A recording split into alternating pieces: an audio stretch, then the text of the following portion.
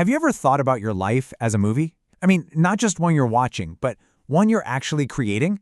Today, we're going to explore this really powerful idea called reflexivity, and we're going to do it by thinking of ourselves as the filmmaker of our own lives.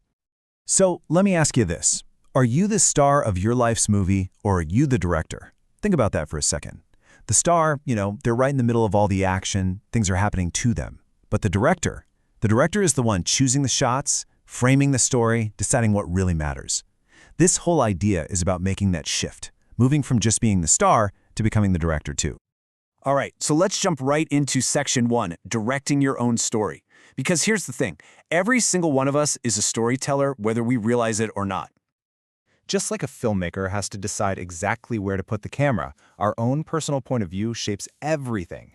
It decides who we're rooting for, what events are the big turning points, and which moments just get left on the cutting room floor. Your life story, it's being told from a very specific, one-of-a-kind perspective, yours.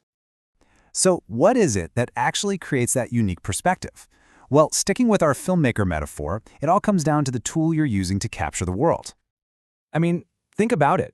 A director might use a super wide-angle lens to capture this huge, epic landscape, or they might use a zoom lens to get right up close and focus on one character's tiny expression. That choice of lens totally changes the feel of the scene, right?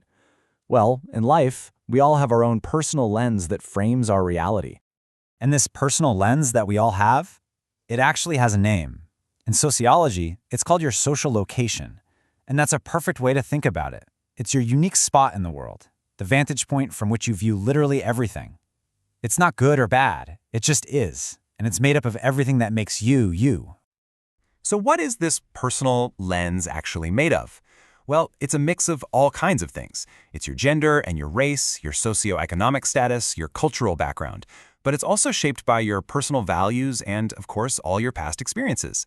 Each of these things comes together to create a very specific filter that colors how you see everything. Okay, so this brings us right to the heart of our topic. Now that we understand we have a lens, what do we do about it? What even is reflexivity? It's really easy to confuse reflexivity with just, reflecting on something. But there's a huge difference. Reflection is looking back and asking, what happened? Maybe you're thinking about a tough conversation you had. Reflexivity, though, it goes a layer deeper. It asks, wait a minute, why did I see that conversation the way I did?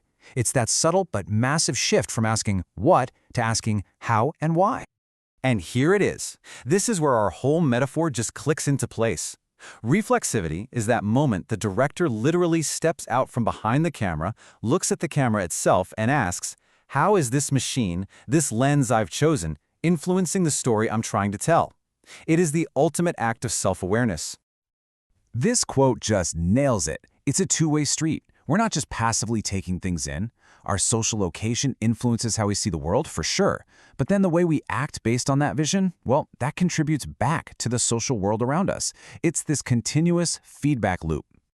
So, practicing reflexivity isn't just some internal navel-gazing exercise. It actually has a much, much bigger impact on how we understand our place in the whole world. So, how do we actually put this into practice? Well, you can think of it as a 3-step path. First, you just become aware that you even have a lens, your social location. Step 2, you start to acknowledge how that lens is actively shaping what you think and do. And finally, step 3, you start to understand how you fit into the bigger picture, into these broader social systems. And that's the real power here. This isn't just about thinking about yourself. Becoming aware of your own role within these larger structures is, in and of itself, a really conscious and powerful stance. You actually move from being an unconscious actor to a conscious participant in the world around you. All right, let's bring this all home. If there's just one thing you remember from all of this, let it be this next point. And really, it all boils down to this distinction. Seeing the world is one thing. We all do that. But understanding how you see the world, that's something else entirely. It's about turning your attention from the view to the viewer, from the movie to the camera itself. Ultimately, it's about knowing your instrument. So I'll leave you with this question to chew on. Now that you know you're the director, that you have control over the lens and the camera angle, what happens when you decide to change it? What new parts of the story, what new characters or details might suddenly come into focus? Now that's a question worth exploring.